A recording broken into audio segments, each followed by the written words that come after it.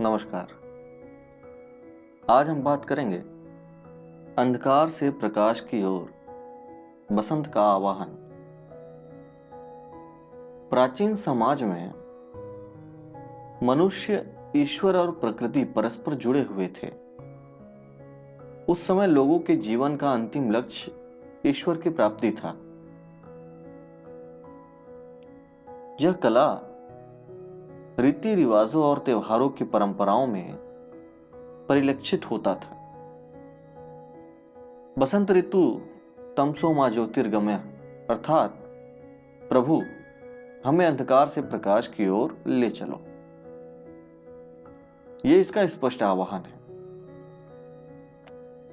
आज की स्थिति में तो यह और सार्थक है।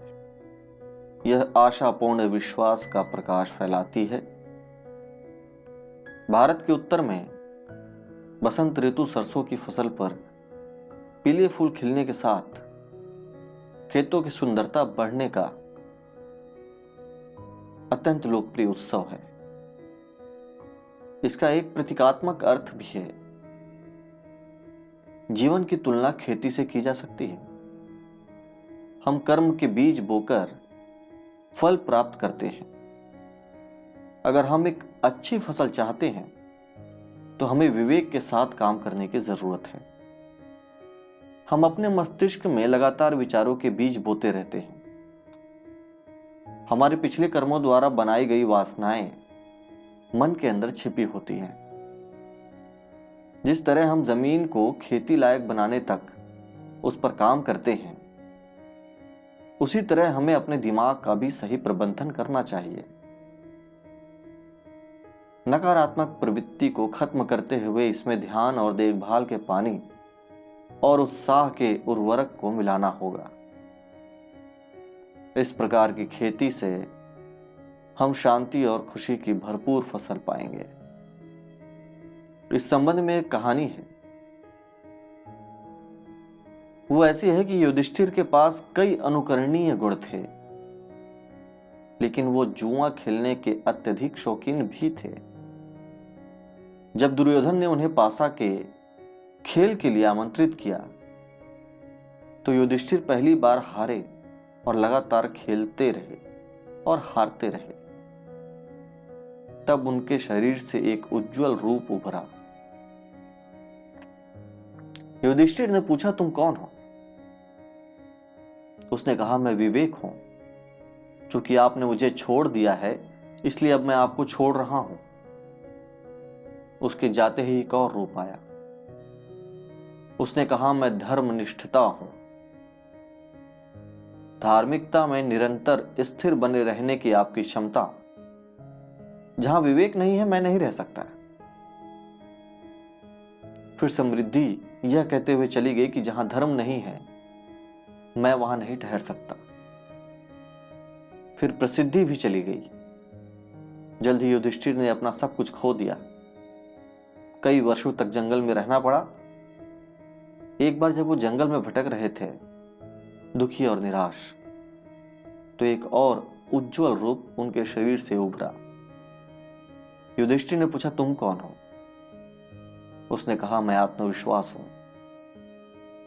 युधिष्ठिर ने कहा, मैं तुम्हें मुझे साथ खड़ा रहूंगा, हमेशा तुम्हारा साथ दूंगा, तुम्हारे साथ रहूंगा, तुम्हारा साथ नहीं छोड़ूंगा। उज्जवल रूप ने कहा, यदि आप मेरा पालन पोषण करते हैं तो मैं आपके साथ हमेशा खड़ा रहूंगा। युधिष्ठिर ने संकल्प लिया कि वह कभी भी आत्मविश्वास को खुद को नहीं छोड़ने देंगे। जल्द ही एक और रूप दिखाई दिया। युधिष्ठिर ने पूछा, तुम कौन हो? उसने कहा, मैं विवेक हूं। मैं वहां रहता हूं जहां आत्मविश्वास होता है। यह कहते हुए विवेक ने युधिष्ठिर के शरीर में फिर से प्रवेश किया। फिर धर्म ने अनुसरण किया और फिर विवेक के लौटने के साथ धार्मिकता, समृद्धि और प्रसिद्धि जल्द ही आ गई। संकट के समय में सबसे महत्वपूर्ण चीज है आत्मविश्वास। आत्मविश्वास और विवेक के साथ हम अंततः किसी भी कठिनाई को दूर कर सकते हैं। बसंत ऋतु आप सभी को शांति देती है, इसी तरह शांति देती रहे।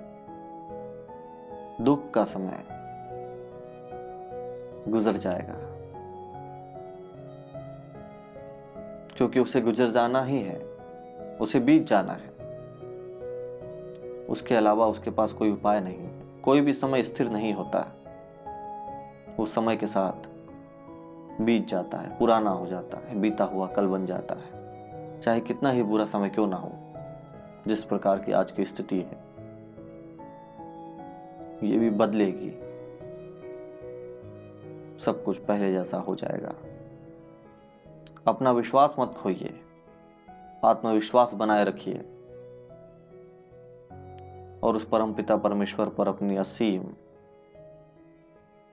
विश्वास खोने मत दीजिए, भरोसा रखिए। धन्यवाद। आज के लिए इतना ही, विश्राम लेते हैं।